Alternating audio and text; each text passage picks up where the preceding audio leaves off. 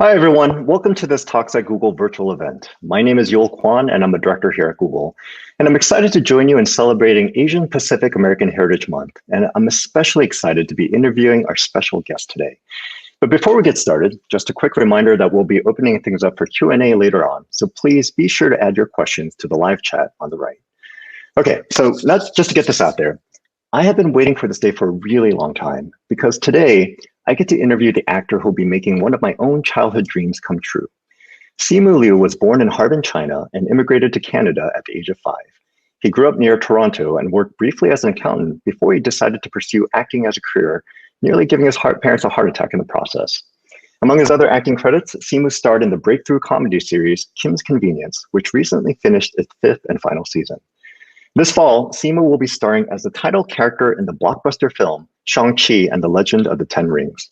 Directed by Destin Daniel Cretton and starring alongside Awkwafina, Tony Leung, and Michelle Yeoh, Simu will be making history as a star of the first Asian-led movie in the Marvel Cinematic Universe, fulfilling my childhood dream of seeing an Asian superhero in mainstream American media.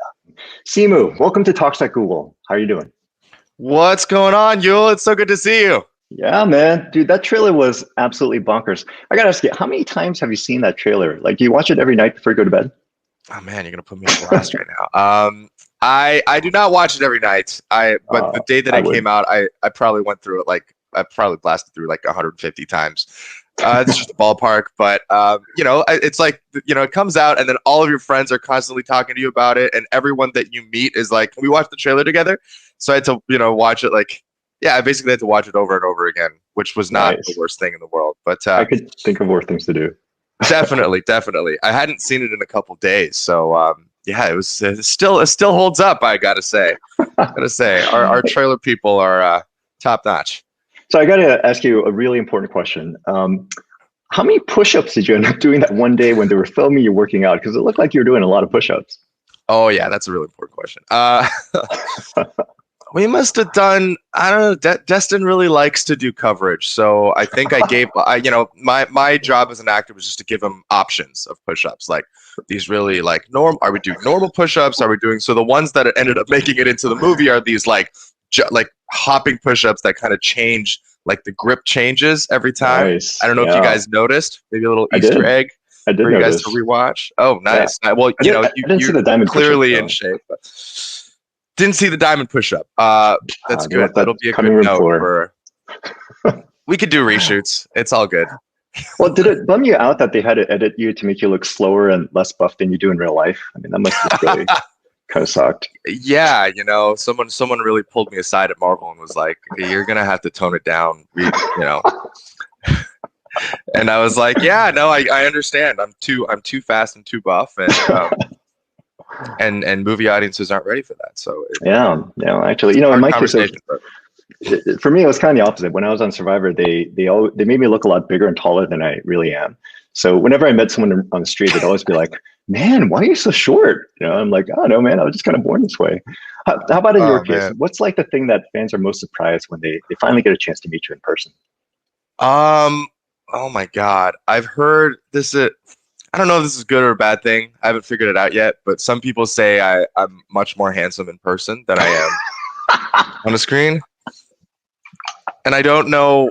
I'm like, which one? I legitimately don't know which one I would rather have. Like, would you rather be more handsome on a screen or that is a good question. In real life? That is a good question. Well, I live the other side of it, where people are always disappointed that I'm not as tall or as good looking as I'm on TV. I would definitely say it's much better to be in your situation. I'd much rather be better looking than look on TV, because you look pretty damn good on TV, man. I gotta say. Thank you. It's gonna be a lot of bromance on this talk. I can already. There will be a lot of bromance, and just before, I don't want to embarrass you too much, but before we get started, I just want to say, I'm really proud of what you're doing. We talked about this before, but when I was growing up as a kid, I didn't see a lot of Asian role models on television. And, it really affected the way that I grew up. And growing up as a kid, I always wished that I saw one of those role models, one of those heroes or superheroes. And I never thought I would see it in my lifetime. And, we've made a lot of progress as a community over the last decade, but the fact that you're going to be doing this, the fact that you're playing the first Asian superhero in a major film franchise is just amazing. And I'm so proud of you. And I'm so proud of the fact that you're using this platform to not just talk about yourself or your career, but a lot of the broader issues, affecting our community. And we'll get into this stuff, but I just want to say, man, like I'm so happy for you, and I'm just really rooting for you. Thank you.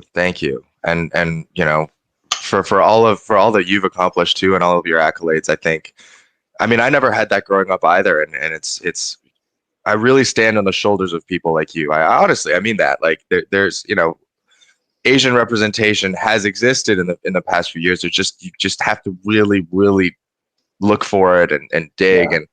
And when you look back in the last couple of decades, there have been real like trailblazers like yourself, like people that have really put themselves out there. And you've mentioned multiple times too, the reason why you ultimately decided to go on Survivor is to show the world what it would look like for an Asian American man to be in that show, and then of course ended up winning. So hey. Well, I appreciate you saying that. I mean, my hope had always been that, like, if I could go on a major television franchise and show that you can have an Asian lead in it and not have the ratings tank, that would just be one more proof point, right? And I'd always hope that other people in our community, like yourself, who unlike me actually have talent, would be able to, capitalize and get these opportunities to really represent us on whole nother playing field. And that's exactly what you're doing. So, yeah, and dude, I'm just so excited to have you on here. I'm so excited to have a chance to get to chat with you. And more than that, give the people watching some visibility into like who you are as a person, the things that made you who you are today, and some things that you care about. So yeah. So I mean, I have a ton of questions I want to ask you about the movie, but if it's okay with you, I'd like to maybe back up and start at the beginning. Before all this really kind of blew up. So as I was getting ready for this talk, I saw a lot of your interviews and I read a lot of your writings. And the thing that really struck me the most was a letter that you wrote a few years ago to your mom, which ended up getting published in a magazine called McLean's. And in that letter, you did a lot of things. You wrote about your relationship with your mom. You talked about some of the hardships you had growing up, why you decided to go into acting, and you talked a lot about how you learned to look back through the events of your childhood through your mother's eyes. And I gotta say, man, it was so beautifully written. Like it really resonated with me on a deep level because it just reminded me of my own childhood, my own relationship with my parents. So if we could start there, I just want to ask you, like, what made you decide to write that letter? Sure. Yeah, that letter changed the course of my relationship with my parents. So it is a very important letter for me. What was happening was my mom actually turned 60 a few years ago, and I know she'll skewer me alive for saying that on an online public platform, but I'm so sorry, Mom.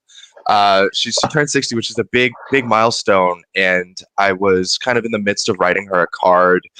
And our relationship up until that point had not been one that was conducive to emotional vulnerability and deep talks, anything like that. It was very kind of surface level. And like you kind of alluded to, it's came after also just like a very, very acrimonious, teenage years. We fought all the time, and my relationship with my mom was awful. Like, we would literally argue from the moment I got home from school every day. And so I would literally just make up excuses not to come home. Would try to stay over at friends' houses, would try to take the last bus home. We just really didn't like to be around each other. And around the time that my mom turned 60, I was on a show called Kim's Convenience. We had just had, a couple of seasons of success. So things were looking really good for my career for the first time. It spent a number of years kind of in credit card debt, struggling, and, living the starving artist life. And I had just started auditioning in the States. I had gone down to LA for maybe the first time, spent a pilot season down there. And there was just so much uncertainty going on in my life where I was learning a new city. I was trying to figure out what my way was. And there's just so much, even though I was on a show, and the immediate kind of anxiety of what is my next thing going to be, that was taken away. it kind of gave way to this greater question of like, okay, now that I have this kind of sort of a toe in the door, how am I going to open the door and how am I going to continue to build a career? Because that show is going to end someday.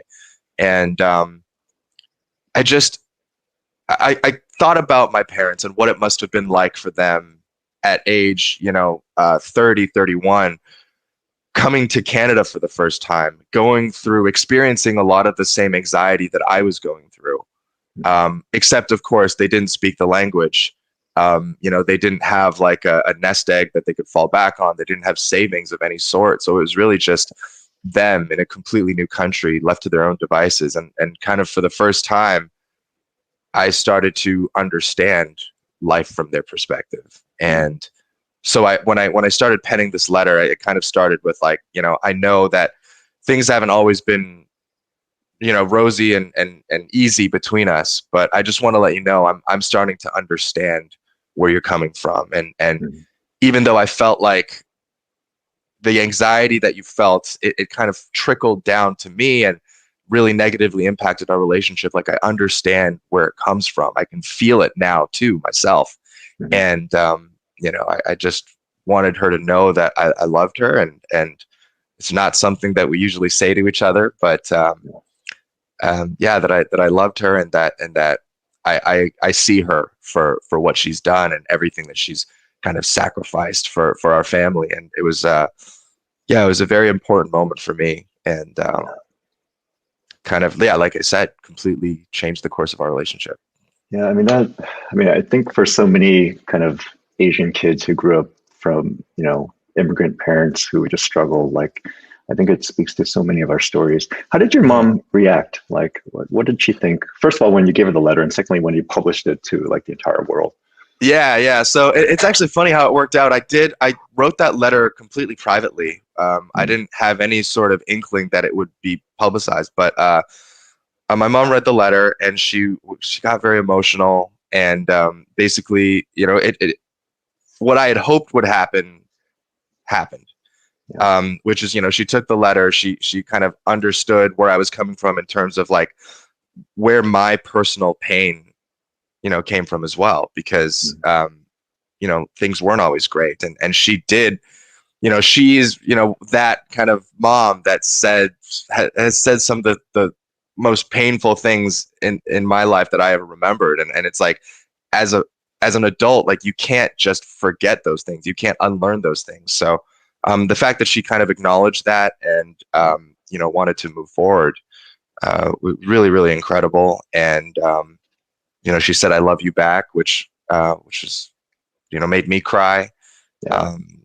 And then after that, we actually ended up, going out for our first kind of Mother's Day date dinner thing, ever.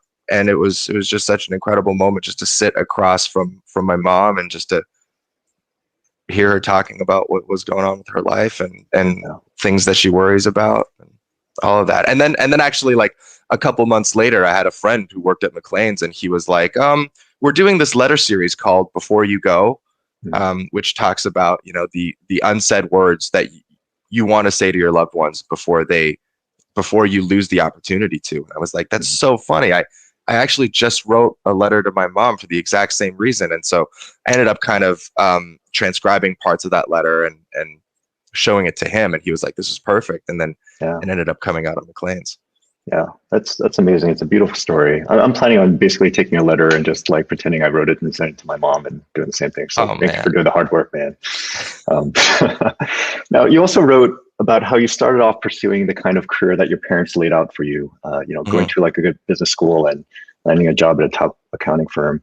Can you tell us a little bit about how you made the transition from the path that your parents laid out to acting, which was, I'm guessing, not something that your parents or most Asian parents would be super excited to hear that their kids are now going to be doing. How did that happen? Yeah, I should start. Where to even begin with that question? It's like, so first of all, I think the acting bug had always been in me out of some maybe combination of like the attention that I was lacking in my upbringing because my parents, both electrical engineers, both working professionals, both very, very driven, very career oriented people. worked really long hours. And, for me, I would just come home from school. I would be home alone for like another 2 or 3 hours. And I would watch TV and I would watch movies. And sometimes on the weekends, my parents would drop me off at the theater, $20 in my pocket, 10:30 in the morning, and then say, we'll see you around 6 o'clock for dinner. And it was enough for a movie ticket, popcorn, drink, and basically just like spent the day at the theater hopping from one Cineplex to the other. So I'd always loved it. I always loved the magic of movies. I always loved escaping into the world of, cinema and stories and all that. Of course, that was never an option to pursue as a career. And so for me, I was raised always under the impression that if I wanted to provide for my family, if I wanted to build a successful career, I had to do it through STEM, through, medicine, through engineering, technology. And I was no good at it. I was terrible, especially in high school. I was definitely more concerned about breakdancing and girls and catching the latest episode of the OC than I was with with keeping up with my studies. So, it became very obvious very quickly that wasn't going to happen. And kind of next on the list, which was kind of STEM adjacent, but not really, was is like business and law. Not rooted in science, but still kind of respectable fields of study. And that's kind of where I landed in terms of possible career paths, because I wasn't half bad at math. I kind of liked the idea of going to work every day in a nice suit. So I was like, yeah, why not? This could work. So that's kind of how I decided my field of study in university. So, fast forward 4 years, I've graduated from school. Again, same thing, like really dragged myself through college, like was not one of the kids that read the Wall Street Journal every day. And trust me, there were kids in my business school that literally came to school, the newspaper in hand, like they were literally 21-year-old investment bankers just ready to unleash themselves onto Wall Street and contribute to whatever is going on in our capitalistic economy. But anyway, I found myself at Deloitte, which is a big professional services firm, the largest in the world, actually. And I was doing accounting. I was not doing consulting. The iBanking and the consulting jobs would always be like the most coveted, and somewhere at the very bottom was the accounting audit stuff, and that was where I landed. And ended up, at that point in time, I think my parents really felt this, unfortunately, this false sense of security, where they were like, okay, we finally, after all these years of fighting, we finally got into a place where our son is like graduated college, gotten a job, like he's fine. We can finally take a breather and relax because he's going to be all right. Accounting jobs are super safe. He's just going to keep working. He's going to get a CPA. He's going to, start a family. He's going to have a very, very normal, stable life. So you lulled them into a false sense of security before you pull out the rug. Yes, exactly. Nice. And to be fair, I didn't pull out the rug. The rug was pulled out from under me. Because about 8 months after I started my job, I got laid off. And there you go. Yep, there you go. Not surprising at all, considering I was like the guy that did not stay late ever. I like all of my spreadsheets would just be so riddled with errors, and just like this guy doesn't want to be here. Which was very true. Out. Yeah, exactly. So when I was finally kind of left without a job, without anything to do, any sort of direction, I kind of felt this rock bottom moment where I kind of felt like I was just like a fraud. I was like a Ponzi scheme guy that had been kind of like you said, I've been kind of lulling my parents into this false sense of security. And when the whole time, I was just really trying to maintain a facade. And at that point, April 12th, 2012, that facade finally all just came crumbling down. And, I was like finally exposed for who I was. So I was at rock bottom. I had no job. And I thought, look, I could either bounce right back, start interviewing again, get a job somewhere else, probably go through the same thing, or I can just kind of take a breather, do something for myself. something that always piqued my curiosity. So Mm-hmm. I was like, well, I would love to find my way onto a movie set. I'd heard about some friends of mine that had been extras in movies, and I'd always been so jealous of them. So I, without any sort of other way in or anybody to know, I went on Craigslist and I found an extras listing for this movie called Pacific Rim, Mm-hmm. directed by Guillermo del Toro, and that's kind of how the old legend goes. So, found myself on set making minimum wage, fell in love with the whole thing, and then kind of resolved to do it every day for the rest of my life, as long as somebody would be willing to give me a chance. And Yeah. thankfully, it's been almost 10 years, and I've gotten quite a few chances, which is great. But Yeah. I'm so sorry. The original question was, how did my parents react? Which is, of course, terribly. I actually like kind of kept it from them for as long as I could.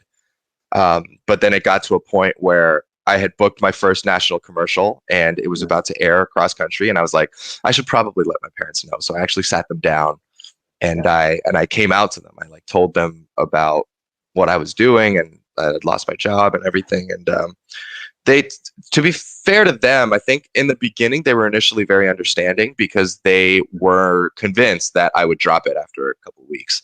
They were like, oh, okay, we understand. Like you're probably massively depressed from losing your job at such an early age.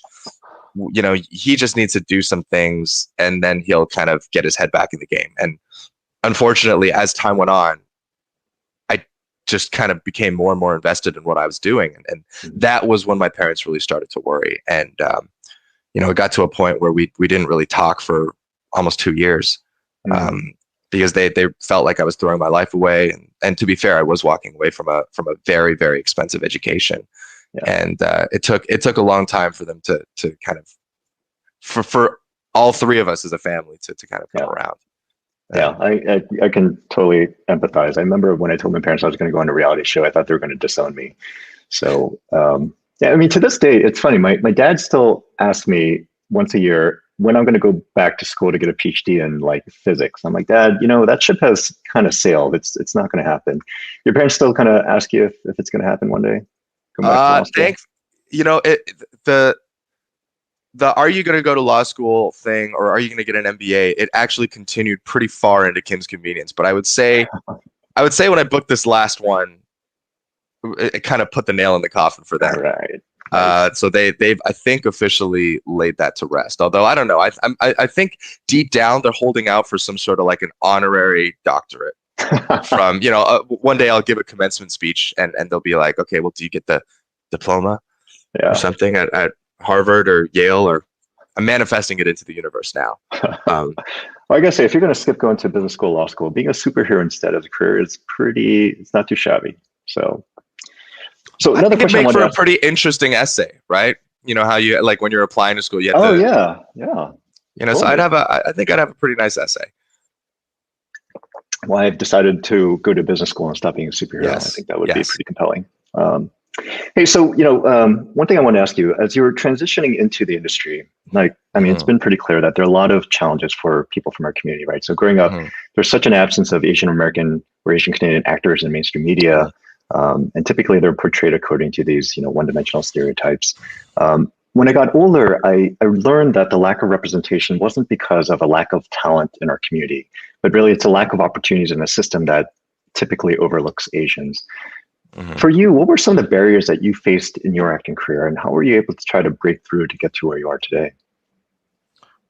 Well, okay, I'll be frank. The first barrier was that I didn't know what I was doing. I had, literally studied business and accounting my entire life, and I just kind of made this decision to try acting out.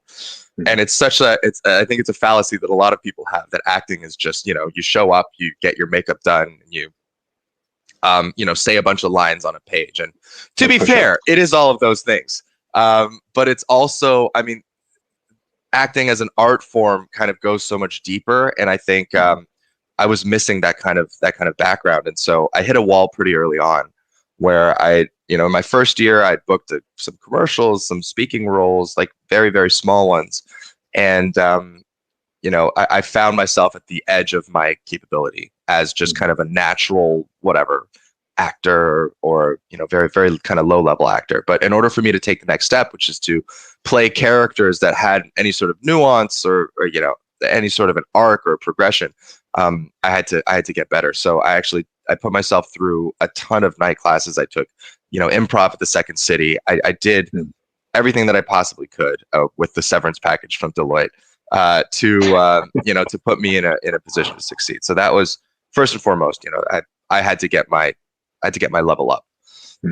Secondly, though, and it's kind of what you alluded to, was that the system just didn't know what to do with me. So in the beginning, I think I ticked a lot of boxes because I was an actor of color, and so that that meant that I got a lot of roles as the Asian guy in a friend group that doesn't really say anything, but is kind of in the background, really, and just a little bit of color, but not too much to make the screen a little bit more diverse. And back in 2012, 2013, that was okay, and as I kind of went on and I started auditioning for slightly bigger roles, I found that the number of auditions that I was getting was going down. I was barely booking anything, and barely even being able to go out. And when I did, it would be like, I would be reading these pages and being like, well, these aren't characters that I'm playing. These are like, stereotypes Right. Isn't even the right way,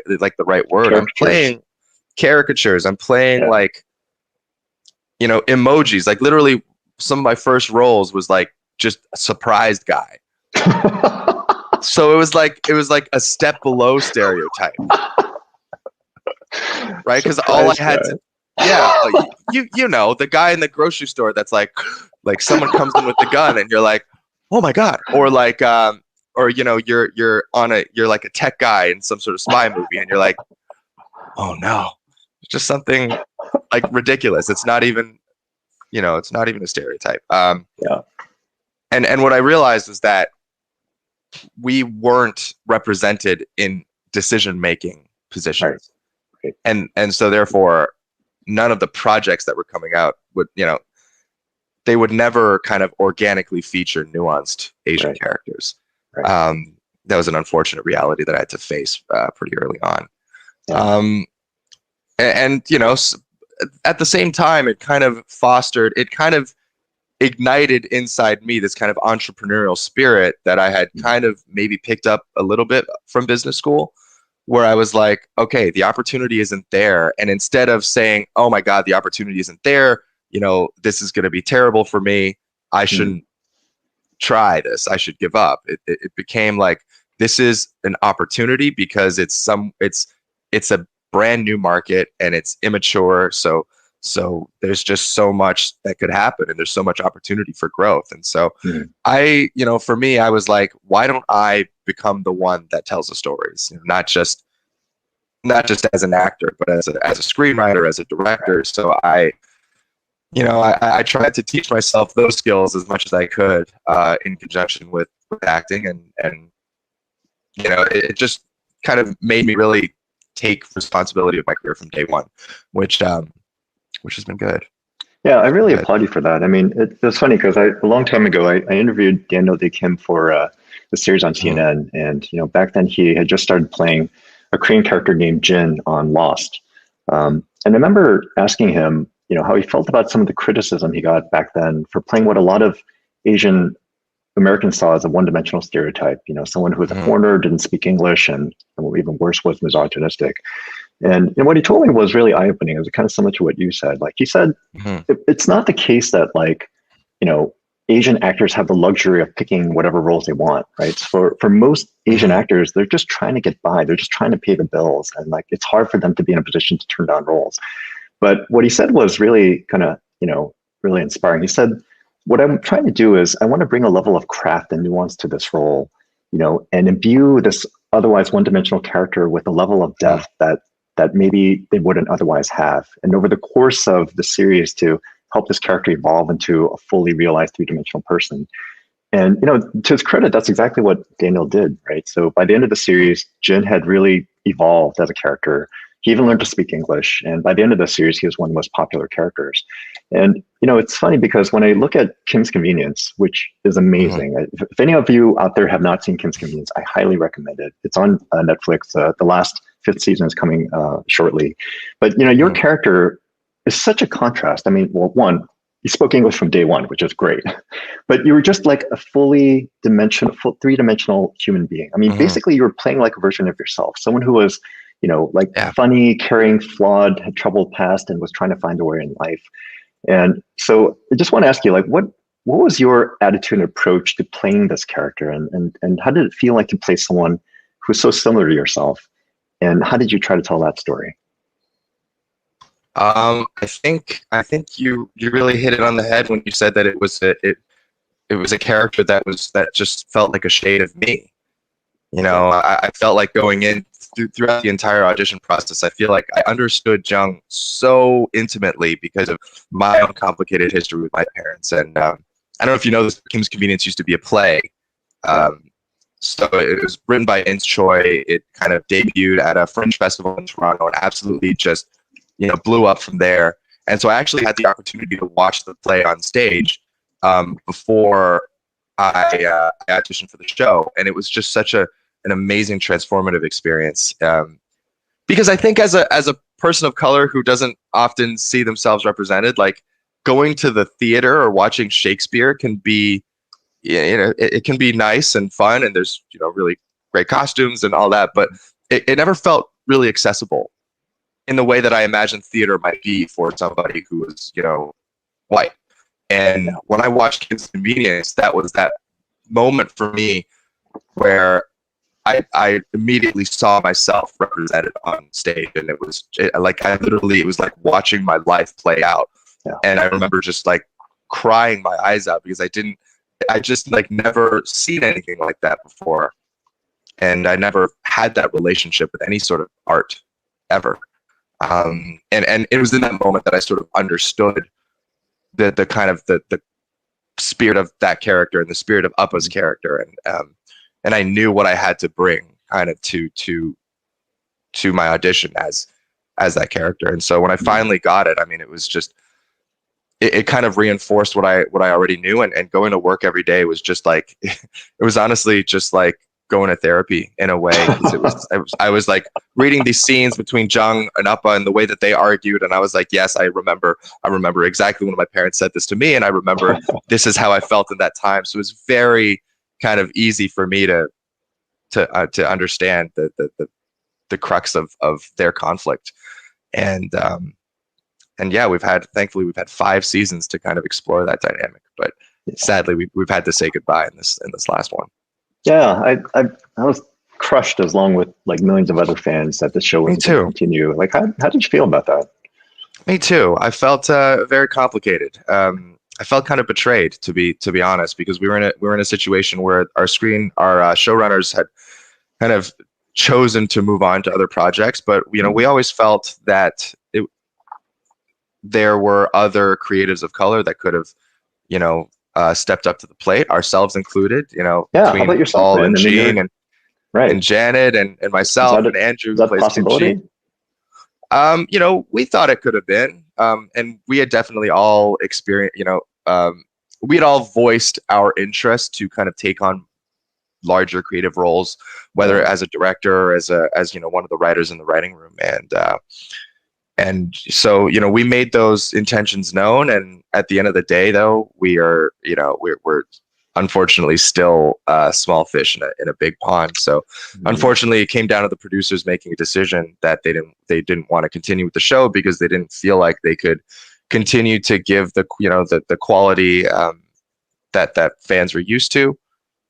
I have to disagree, but that being said, I think it doesn't take away from, like you mentioned, just the incredible impact the show has had over 5 years, the fans that we've touched now all over the world, thanks to Netflix. I mean, we spent a year shooting the movie in Sydney, and when I got recognized, I did not get recognized as, oh my God, that's Shang-Chi.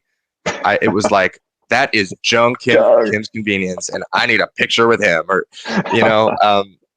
it's so wide reaching, and it's a show that people tell me that they watch with their kids, with their families, parents, grandparents, aunts, uncles, you know. So there's just something so wholesome and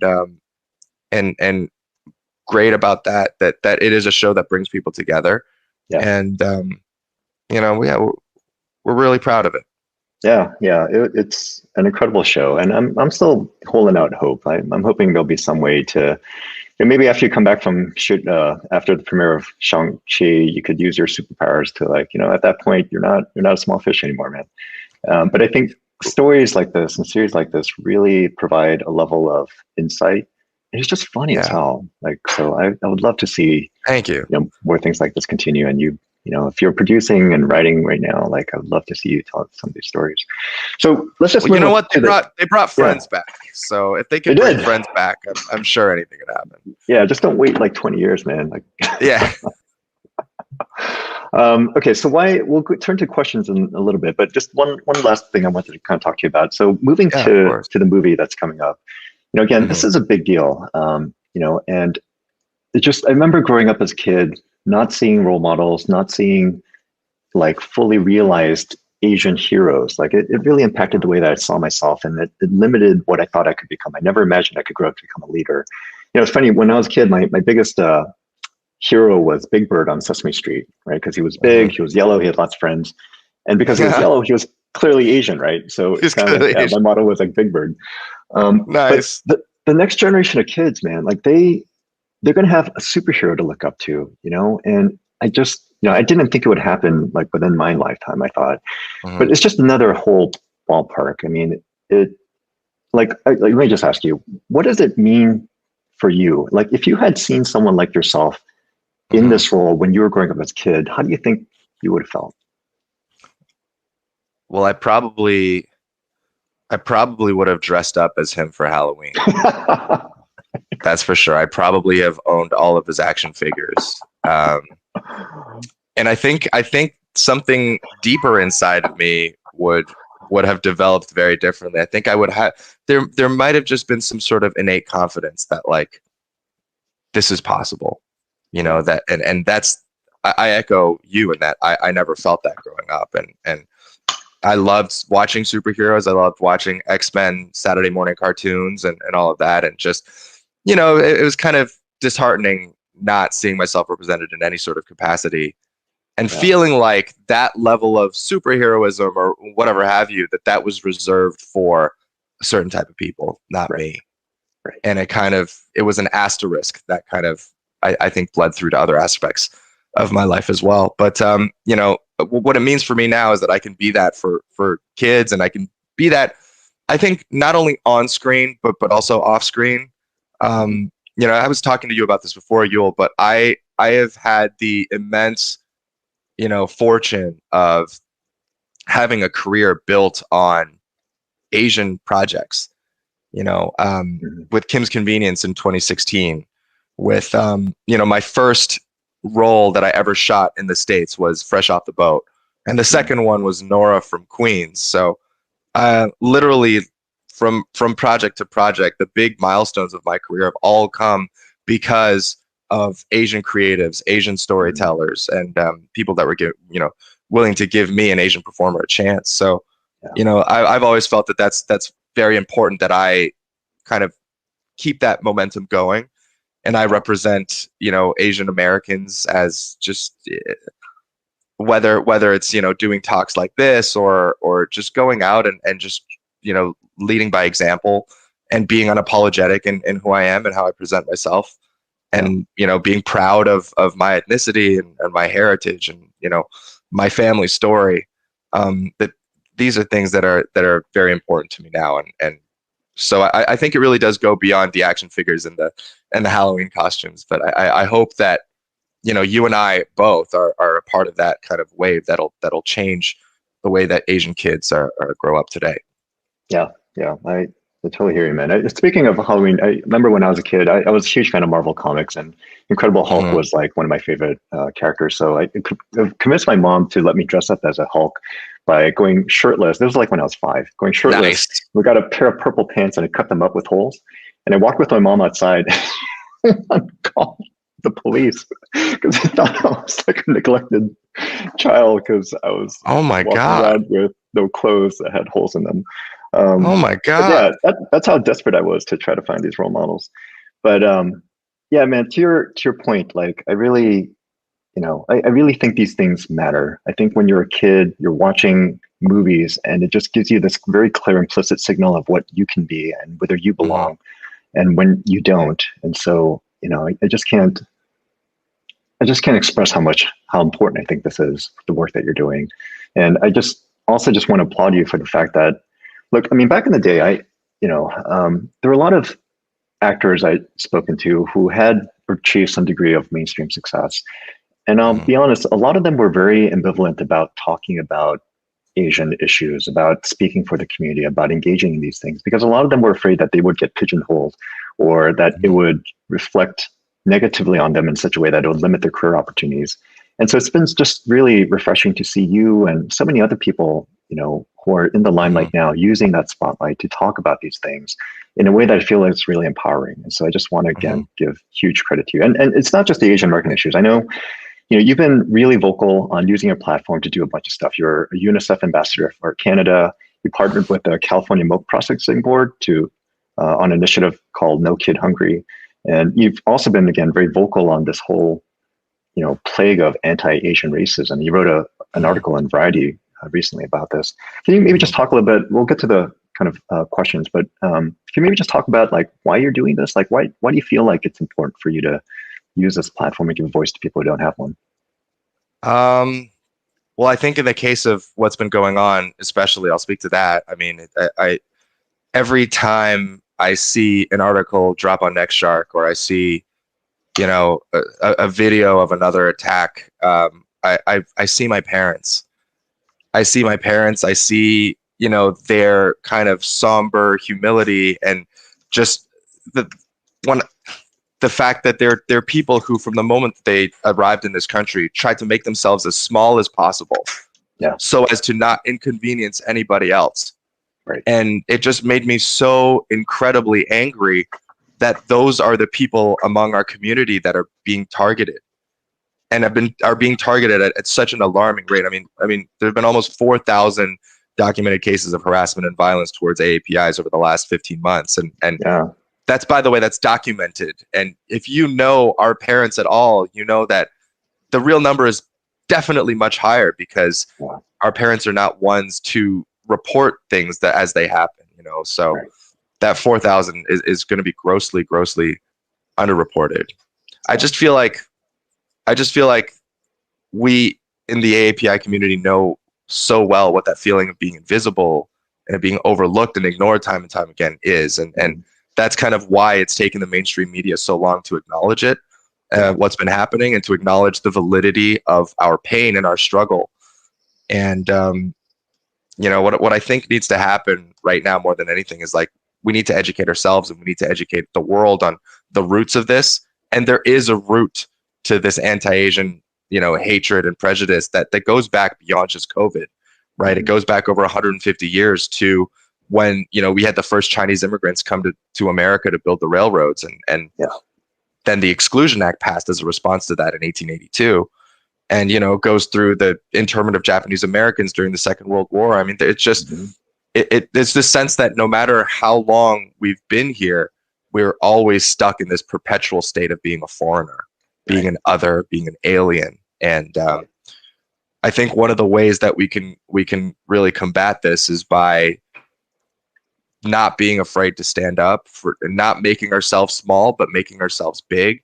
And mhm, one of the ways we make ourselves big is by joining in our community and joining with one another, being yep, outspoken and educated on these issues, and being politically active as well. Like the AAPIs are the fastest growing electorate group in the US, and kind of our contribution to the latest election is a big reason why states like Georgia and Arizona and Pennsylvania were able to flip. mhm, So I think those are things that really give me hope.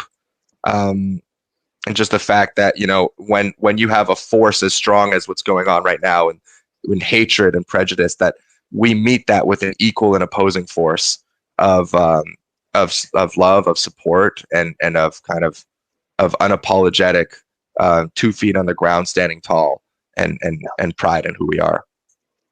Hey man, I amen to that. I could not have said that any better. And just personally, I want to thank you. Like I mentioned this the other day, but my mom, who's 76 years old, got confronted by a man on her way to get her COVID shot. Mm-hmm. Basically told her, like, this is my country, like, get out of here.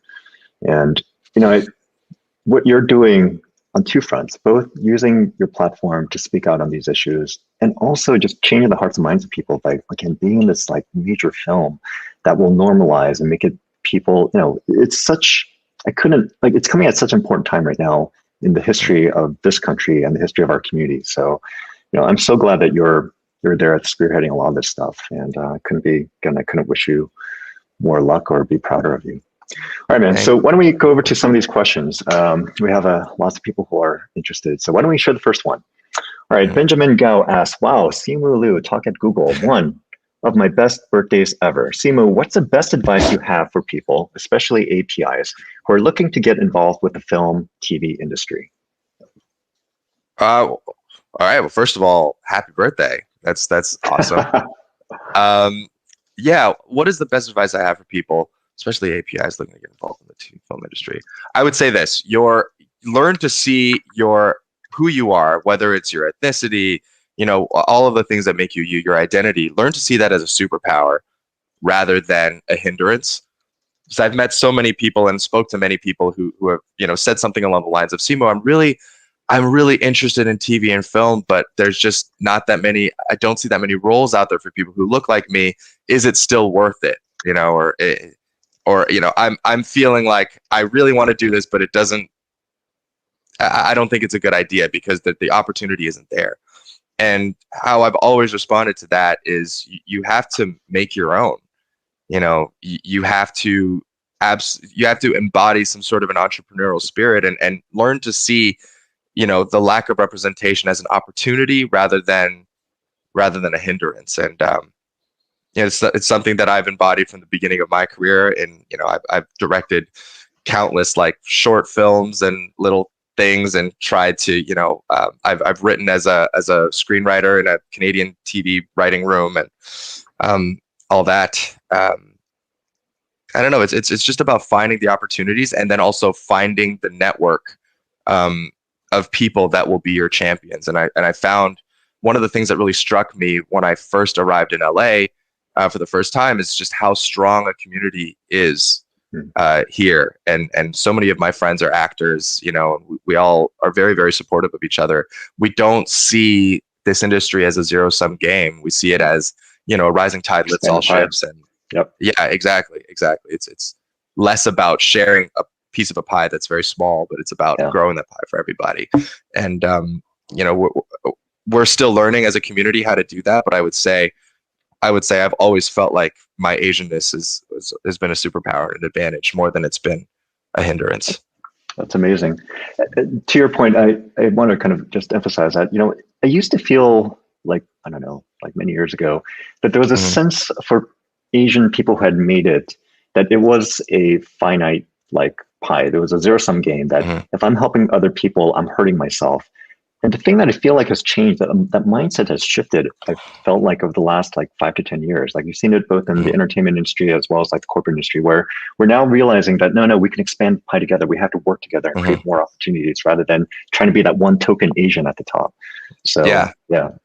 To be fair, I mean, it was probably true at the time. At the time, you want to say even like 10, 15 years ago, we're dealing with a system that probably had very, very few Asian storytellers. Whereas now we have, John Chu with Crazy Rich Asians, you have Lulu Wang, The Farewell, Lee Isaac Chung with Minari. I mean, there's such a breadth of Asian American stories and Asian American filmmakers and storytellers that it does feel like much more of a realized reality today. Rather than us all trying to fight for that one role of the surprised Asian guy, right? Exactly. And I think as a community, we had to go. I mean, it's really just growth stages, and we had to kind of go through that. But thankfully, I think we're past that now, and we'll continue to kind of evolve and learn how to support one another and be there. Cool. All right, let's take another question. See, Jane Fields asks, What was the audition process like for Shang-Chi? How many rounds did you have to go through? How did you find out you landed the role? So it was a 3-stage audition process, which actually surprisingly like there were not that as many steps as I thought. Tom Holland says that for Spider-Man, he went through like 12 or 13 auditions, but it was just 3 for me. And the first one was just kind of a self-tape submission. But we kind of knew it was coming. It came in 2019 after they had announced the movie. And we were like, great, they're definitely going to read every single Asian guy on the face of the earth for this role. And so when I got the call to submit my tape, I was like, great, I have absolutely no shot whatsoever, but I'm just going to throw it out there anyway. It ended up being 2 scenes from Good Will Hunting because their script was I think not done, and B, highly secretive. So they never make you audition with scenes from the actual movie. So happened to be one of my favorite movies of all time. So I went in there, I banged out 2 audition scenes that I thought were pretty well done, if I do say so myself. And then a few weeks after that, I was asked to fly into LA to meet Destin for the first time. And still kind of no expectations up until that point. I was like, yeah, this is nice and all, but it's only going to be the 2nd stage in like a very, very long process. And you know, I'm sure lots of people got to meet him, and it doesn't mean anything. So I fly down. You know, it's like a 4 or 5 day break in the middle of shooting Kim's Convenience, and I meet him at Seraphin's casting office, and I just remember we start, you know, doing these auditions. I'm doing this one scene, and then he's like, okay, let's just play with it. He's like, throw your pages away and let's just kind of vibe. And we had this insane kind of moment where we felt like all of a sudden we're speaking the same language and kind of vibing off of each other, and then that's when I started to get really nervous. I like walked out of that casting office feeling like I was going to throw up, because I was like, oh, now that I actually feel like I have a chance, I feel like I really have a chance to mess it all up. And, you know, it's crazy that's what we think. But yeah, I remember feeling so anxious. And a few weeks after that, we got the call to do a screen test. And the screen test is a final round of auditioning. It's basically kind of like a work day. So you show up, you get your hair and makeup done, you get a mic put on you. So it's like, and you're on a sound stage. So it's literally like you're going to work, and you're workshopping these scenes with the director over many, many hours. So it's not just like you show up, you do one scene. If you can't, you know, you get one shot sort of deal. But I remember I flew to New York to do that on a Sunday, and was cast on Tuesday. So 2 days after, I was in my room. It's like 6:30 p.m. I got a call from an unknown number in Burbank, and it's Kevin Feige on the other end. And he's telling me I've got the role, and he's saying, in 4 days, you got to be at San Diego. Because we gotta roll you out in front of 8,000 fans at Hall H in the world. And it honestly, it was like the most insane whirlwind, like Cinderella story thing I've ever experienced. And so I was in literally in the span of a week, I was like, I had gone from being just like a guy on a sitcom to, you know, Marvel superhero. And I was on stage with like Angelina Jolie and like Chris Hemsworth and, you know, Scarlett Johansson, Jeremy Renner, like all of the guys, Sebastian Stan, Anthony Mackie, you know, and I was like in my $14 Zara outfit. And I was just like, holy crap, what am I doing here? So I can't wait to go back to Comic-Con when it's safe to, you know, do so. I think they're going to try for one this year, but I can't wait to go back with an actual movie under my belt, because the last time I was there, I was literally just like a kid, and it'll be different the second time. I'll promise you that. Yeah, man, we're all going to be rooting for you. Yeah, seriously, like I can imagine I actually can't imagine what it'd be like sitting there. I'm sure you were thinking like, oh man, I should have done a few more push-ups before I went on stage next to Chris Hemsworth. It's like, yeah, honestly, it was so. And then the craziest thing is, I'll tell this story. It won't take long, but Kevin had this like big reception afterwards at the Hard Rock Hotel where we were all staying, for everyone. And so I show up, and it's everyone. They're in this like little banquet hall area, and I'm like, again, like so starstruck. And by the way, everyone at the NCU is so friggin' tall. Like I am not a short person by any means, but like you got like one of the people that I spoke to was Tom Hiddleston, who is like a giant. And then Really? Paul Bettany, like same kind of like really lanky, tall dudes. Chris Hemsworth, of course, you know, tall and wide. Very, very tall people. So very intimidating. And then Kevin's like, okay, everybody sit down for dinner, and everyone goes to their tables. And I am, of course, the new kid at school. So I'm literally like at this empty table, and everyone else is sat down at their, you know, little groups. And Destin, for whatever reason, I think is sitting down with some friends of his from another movie, but he's left me out to dry, and I'm willing to put that in print. But I'm sitting at this table with my manager, and we're just like, there's like literally 7 empty seats, and we're just kind of looking at each other like, well, you know, it's the first day, it's gonna be that kind of dinner, and whatever. That's fine. And we like kind of get ready to eat. In walks Angelina Jolie, and she's got she's got like a team of people with her. She's got a couple of her children with her as well, and she looks around and she's like, okay, there's no seats anywhere. And then she looks at me, and I look up, and I'm like, got this look of pure terror on my face, because I'm like, I think I'm just about to have dinner with Angelina Jolie. And she literally, like, I see her, she looks at me, she's like, yeah, okay. And then she walks over, she sits down, introduces herself, and I get the last laugh as the new kid, because I got to share a meal with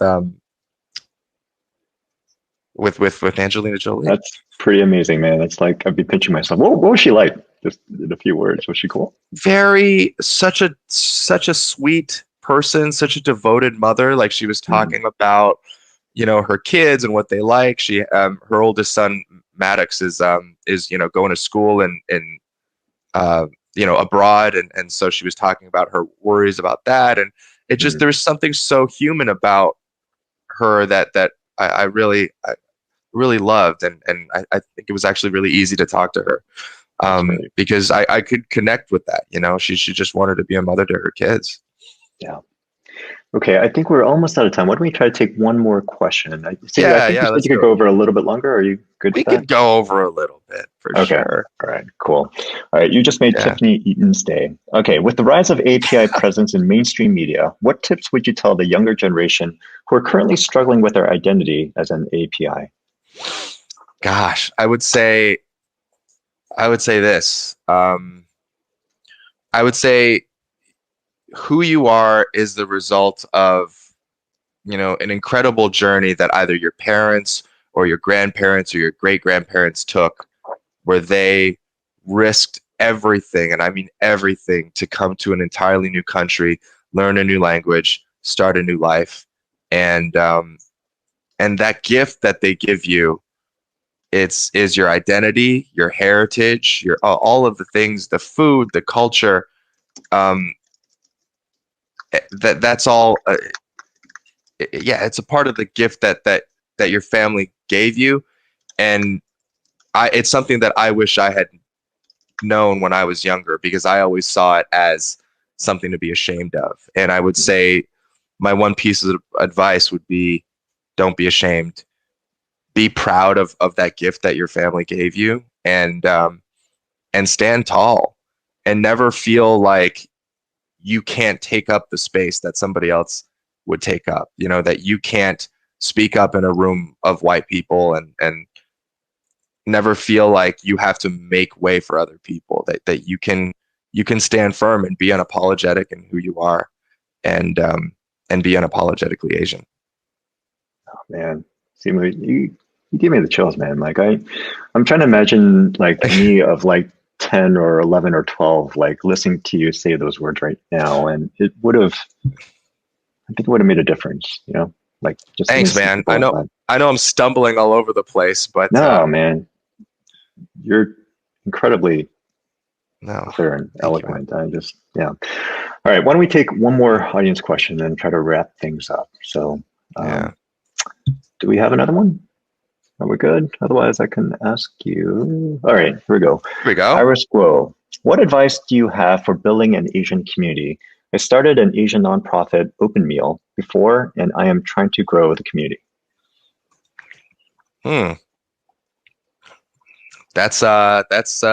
Really that's a tough question. No easy ones today, huh?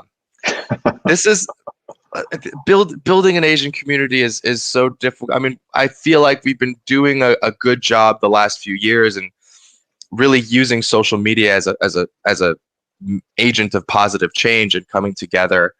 I think we have to get better at disagreeing with one another in healthy and constructive ways. I think I've seen a lot of infighting among our community, and of course, the Asian American community is very, very fragmented. We come from such a plethora of different experiences. Some of us East Asian, some of us Southeast Asian, some of us South Asian, and from so many different generations of immigrants. And so, of course, we have a lot of different access points, but I think, we're not monolithic, and we shouldn't act like we're monolithic. And I've seen a lot of times online when we disagree with each other, we do it in such like a vitriolic and violent way, and it almost seems like we're tearing each other down. And I would say, I hope that we can get better at disagreeing constructively and understanding. Just because somebody represents something that's slightly different from me, I don't have to levy the entire burden of representing all of Asian America on this one person. And certainly, for me too, I can't be a representative of every single person. I'm certainly going to do my best, but it's, there's bound to be people that disagree with the way that I think or the messaging that I put out. And I think that should be okay. And that should be part of a healthy discussion, which I know in the age of like Twitter and everything is not not exactly where our society is trending. Yeah. But I think it's even more important in that case to kind of introduce nuance and introduce subtlety and more thoughtful conversation rather than kind of just like the snap quick. And good luck with your startup. I'll be keeping an eye out on it. Yeah, I love that answer. It's different from, I think, how I've heard. I mean, that question gets asked a lot, and that's a pretty unique take, and I think really insightful. I mean, I feel like it's so much easier to tear each other down than to build each other up.